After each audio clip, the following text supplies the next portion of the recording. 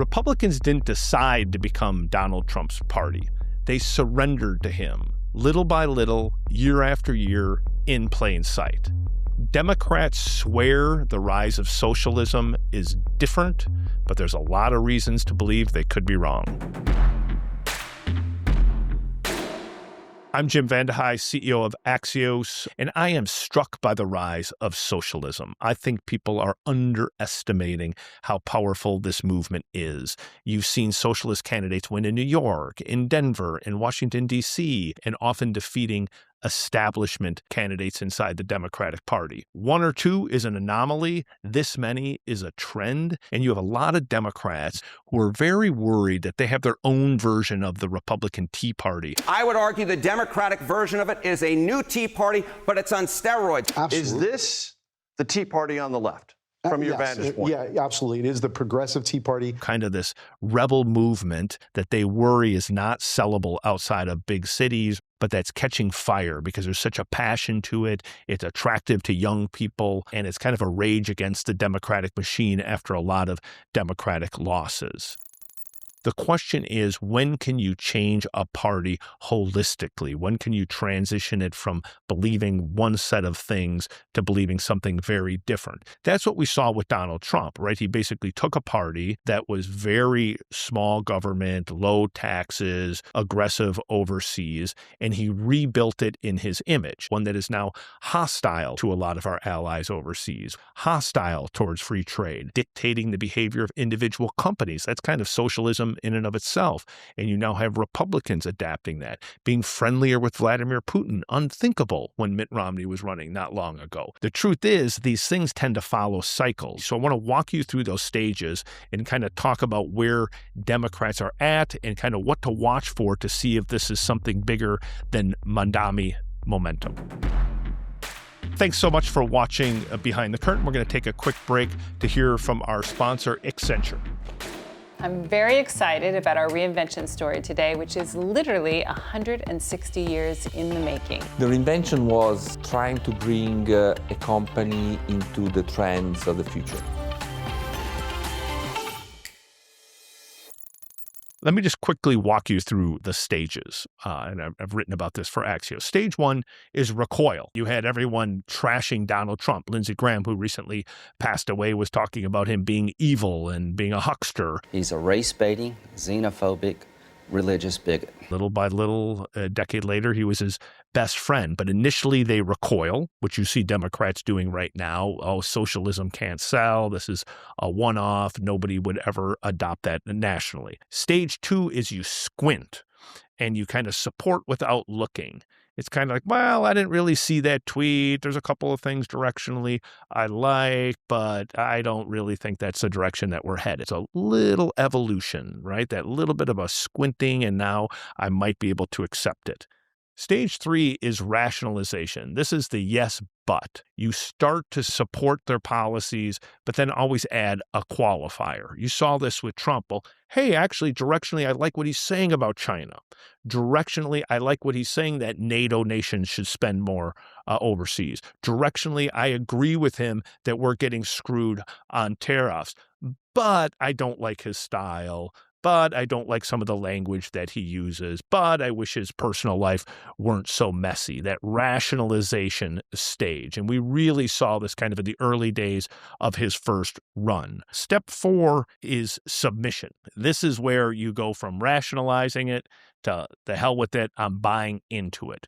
I've never seen anything like it over the last decade here in D.C. People who I know personally, when I talk to them privately, abhor so many things about Donald Trump. But when you see them in public or you look at their votes, they're all in. They love Trump. They support Trump. They vote 100% with Trump. That is submission. And that submission comes because of the power of that politician and the power of that politician's base. And we've seen that time and time again with Donald Trump. Stage five is amplification. Not only have I submitted to the ways, like, I'm that guy. I'm a Trumper now. I'm going on the MAGA podcast. I'm going to start cursing. I'm going to start going on social media and being a bully. Things where you're now taking the things that work so well for that politician and you're amplifying him. And then the final stage is purging. where basically you get rid of anybody who doesn't fully support Trump publicly and in their votes. Liz Cheney, a great example of this. You think about the Cheneys, you go back 10 years, you might argue they are the most conservative family, the most Republican family in all of America. I mean, Dick Cheney was the boogeyman for Democrats forever. They thought he was crazy. They thought he was way too conservative.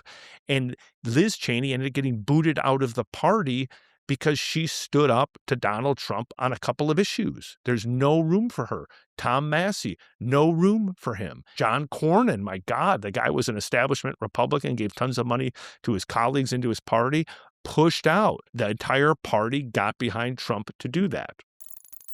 So all of this begs the question of where are Democrats right now? And I think there's kind of in the stage 2 or 3, the pre-rationalization state. You have Democratic leaders who are still saying this stuff is poison, that socialism or anything that smacks of socialism will not sell outside of big cities and outside of very liberal states, and that it would be kryptonite to the vast majority of swing voters. And that probably is true, but certainly that's what people thought about Donald Trump early on. You have most Democratic leaders, Hakeem Jeffries, Chuck Schumer, out there campaigning for the more moderate, the non-socialist candidate in most of these races. And so that's where they stand right now.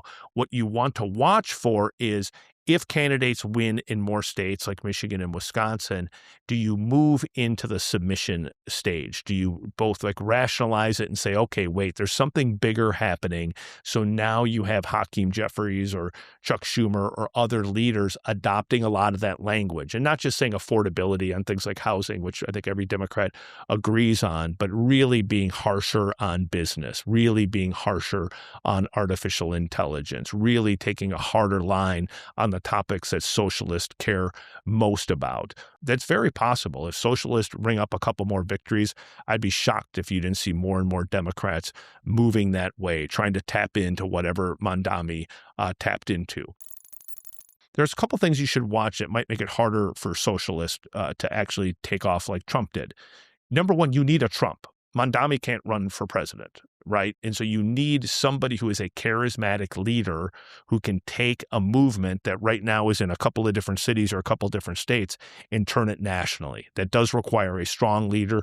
Like him or hate him, Trump was that. He gave voice to a very specific ideology, and he was tireless, and he was charismatic to the people that he needed to be charismatic to. The second part is Democrats operate in a different media ecosystem, right? But Republicans are kind of used to Fox News. They're used to creating this media ecosystem where the coverage very much favors the momentum inside the party.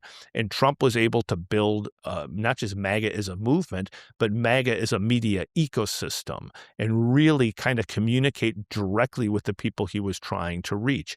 That's a little bit harder on the left because the left has big establishment media institutions like MS Now, The Atlantic, The New York Times.